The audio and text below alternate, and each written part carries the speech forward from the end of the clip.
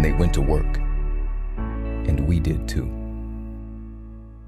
Over 400,000 Americans have lost their lives during this pandemic, and millions more have lost their livelihoods.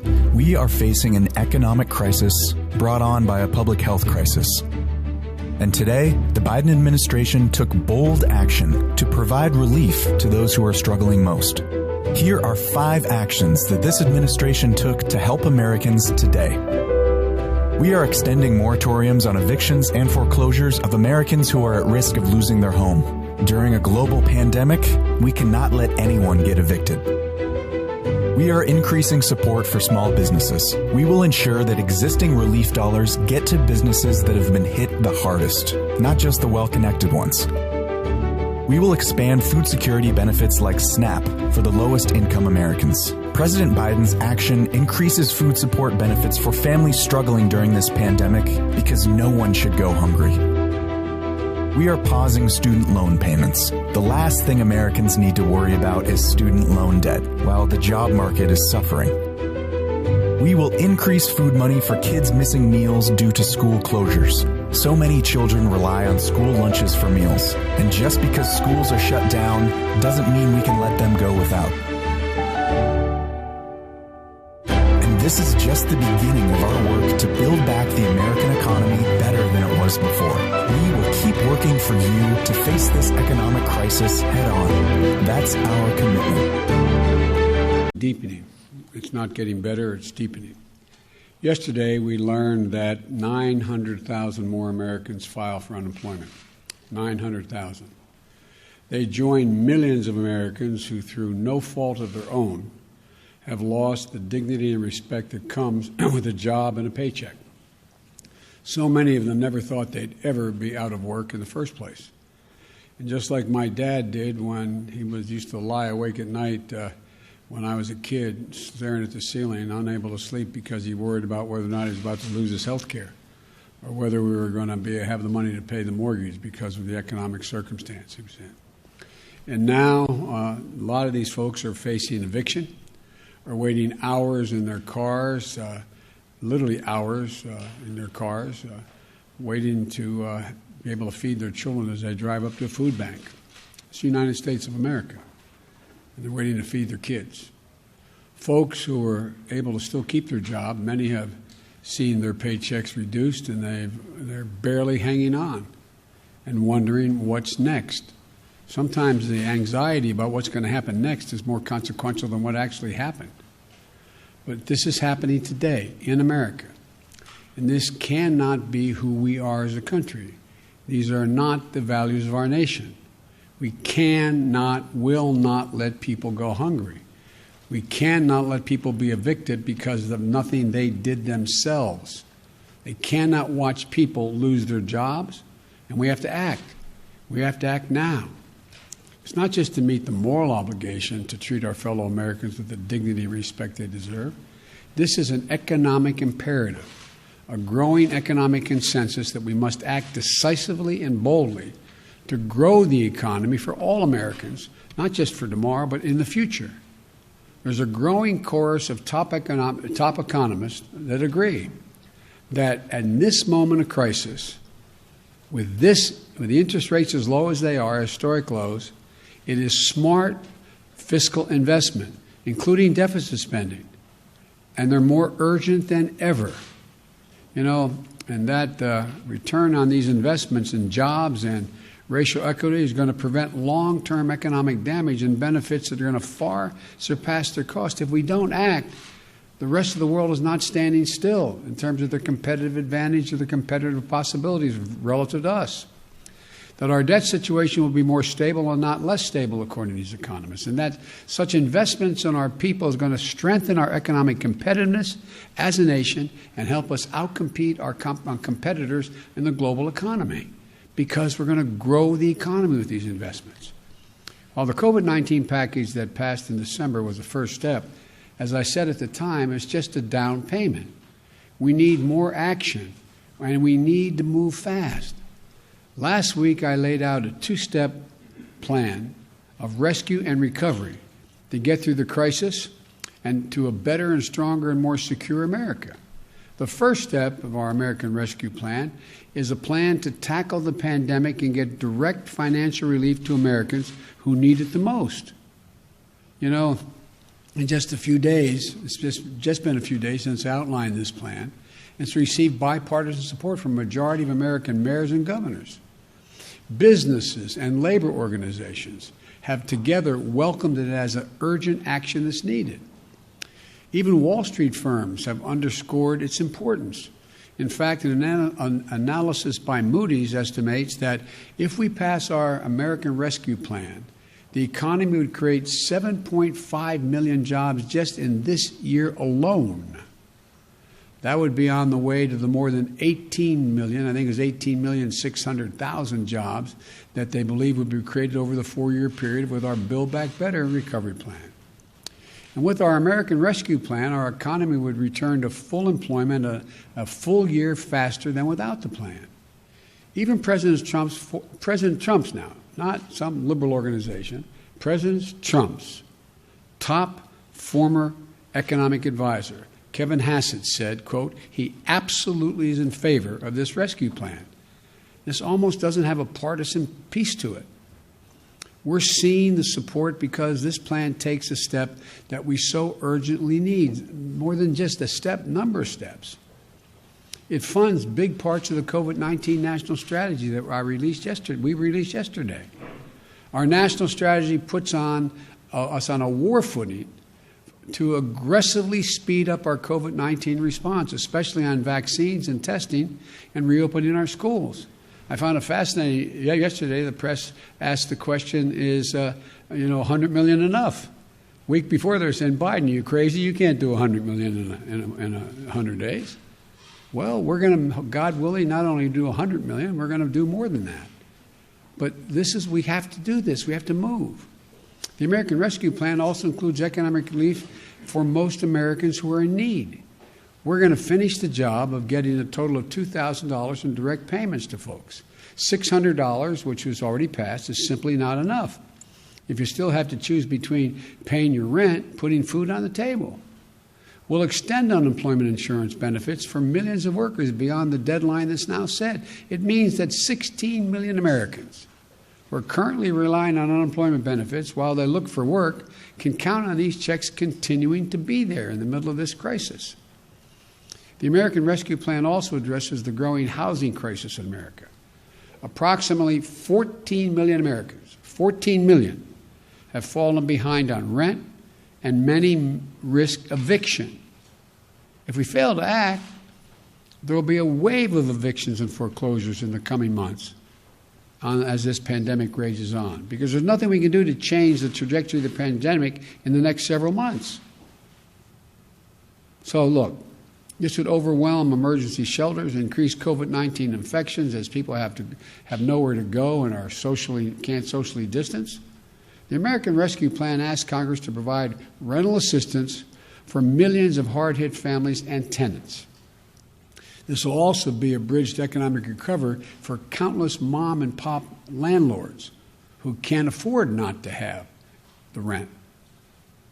But they can't wait. So on Inauguration Day, I directed my administration to extend nationwide restrictions on evictions and foreclosures. These crises are straining the budgets of states and cities and tribal communities that are forced to consider layoffs and service reductions among essential workers. Police officers, firefighters, first responders, nurses, they're all at the risk of losing their jobs. Over the last year, more than 600,000 educators have lost their jobs in cities and towns. The American Rescue Plan will provide emergency funding to keep these essential workers on the job and maintain essential services.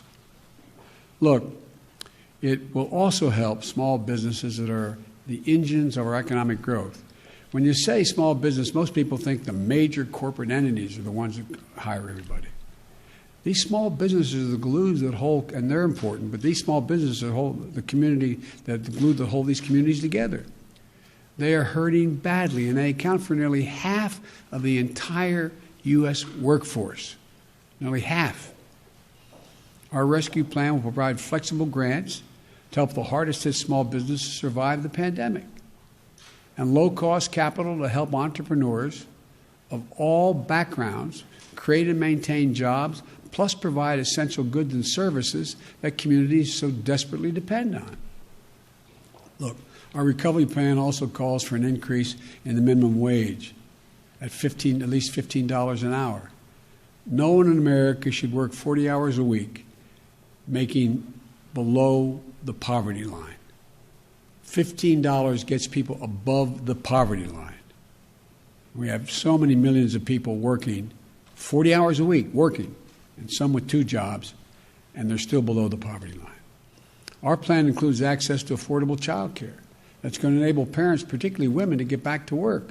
Millions who are not working now because they don't have that care. All told, the American Rescue Plan would lift 12 million Americans out of poverty and cut child poverty in half.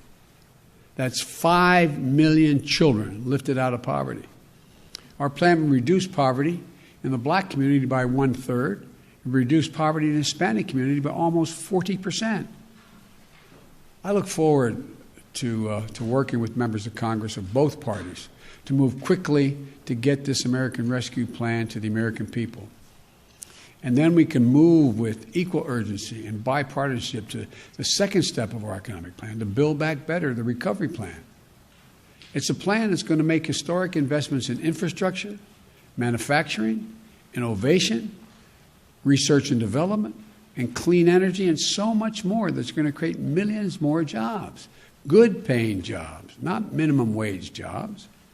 Well, while we work with members of both parties in the Congress, there are steps that we can and must take right now. For example, on Inauguration Day, I directed my administration to pause student loan repayments for interest, the interest payments for Americans with federal student loans until at least September. So they're not going to have to pay until September. They still pay the bill as it stands now, but they will not accrue interest, and they don't have to begin to pay until September. And we may have to look beyond that, I might add. Today, I'm signing an executive order that directs the whole of government, a whole of government effort to help millions of Americans who are badly hurting. It requires all federal agencies to do what they can do to provide relief to families, small business, and communities. And in the days ahead, I expect agencies to act. Let me touch on 2 ways these actions can help change Americans' lives. We need to tackle the growing hunger crisis in America. 1 in 7 households in America, 1 in 7, more than 1 in 5 Black and Latino households in America, report they do not have enough food to eat. That includes nearly 30 million adults and as many as 12 million children. And again, they're in this situation through no fault of their own. It's unconscionable.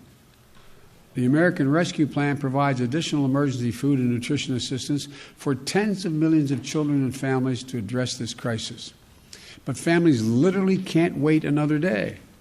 As a result of the executive order I'm going to shortly sign, the Department of Agriculture will consider taking immediate steps to make it easier for the hardest hit families to enroll and claim more generous benefits in the critical food and nutrition assistance area. This is going to help tens of millions of families, especially those who can't provide meals for their kids, who are learning remotely at home, are not receiving the regular meal plans that they have at school for breakfast or lunch. We also need to protect the health and safety of the American worker. Right now, approximately 40% of households in America have at least one member with a pre-existing condition. Just imagine, you're out of work through no fault of your own. You file for unemployment while you're looking for a job. You find one, and you get an offer. But then you find out there's a high risk of your getting infected with COVID-19 because of your condition. You and your loved ones have ever even greater risk of death and serious illness because of the pre-existing conditions. So you turn it down. Right now, if you did that, you could be denied unemployment insurance because you're offered a job, you didn't take it. It's wrong. No one should have to choose between their livelihoods and their own health or the health of their loved ones in the middle of a deadly pandemic. because of the executive order I'm about to sign, I expect the Department of Labor to guarantee the right to refuse employment that will jeopardize your health, and if you do so, you'll still be able to qualify for the insurance. That's a judgment the Labor Department will make. Look, there are just two consequential ways that the action I'm taking today will help people in need. Another way to help approximately 2 million veterans maintain their financial footing by pausing federal collections on overpayments and debts. Another makes sure that federal contractors are receiving taxpayers' dollars, provide their workers with the pay and benefits they deserve. These are places where federal tax dollars are administered, are being made available to build things from ships to staircases. And we let out, the federal government lets the contract, and we're going to make sure that they buy American and are made in America. And here's another. Right now, there are up to 8 million people that are eligible for direct payments from the CARES Act and a relief bill passed in December. They're entitled to those payments, but there's not an easy way for those folks to access them. So we're making it a priority today to fix that problem and get them relief they're entitled to. Look, I'm going to close and summarize this way. A lot of America is hurting. The virus is surging. We're 400,000 dead, expected to reach well over 600,000. Families are going hungry. People are at risk of being evicted. Job losses are mounting again. We need to act. No matter how you look at it, we need to act. If we act now, our economy will be stronger in both the short and long run. That's what economists left, right, and center are telling us.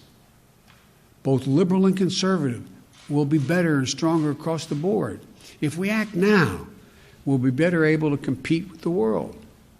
If we act now, we'll be better able to meet our moral obligations to one another as Americans. I don't believe the people of this country just want to stand by and watch their friends, their neighbors, coworkers, fellow Americans go hungry, lose their homes, or lose their sense of dignity and hope and respect. I don't believe that, especially in the middle of a pandemic that's so weakened and wreaked so much havoc and caused so much pain on America. That's not who we are. The bottom line is this. We're in a national emergency. We need to act like we're in a national emergency. So we've got to move with everything we've got. And we've got to do it together. I don't believe Democrats or Republicans are going hungry and losing jobs. I believe Americans are going hungry and losing their jobs. And we have the tools to fix it. We have the tools to get through this. We have the tools to get this virus under control and our economy back on track. And we have the tools to help people. So let's use the tools. All of them. Use them now. So I'm going to sign this executive order, but let me conclude again by saying, folks, this is one of the cases where business, labor, Wall Street, Main Street, liberal, conservative economists know we have to act now, not only to help people who are in need now, but to allow us to be in a competitive position worldwide and be the leader of the world economy in the next year and 2 and 3 and going forward. So thank you. I'm going to sign this executive order.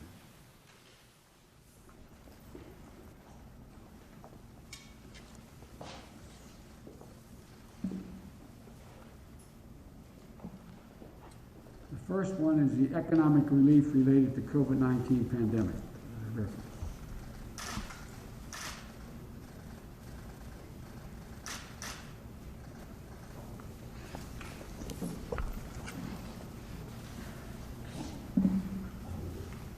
The second one is protecting the federal workforce.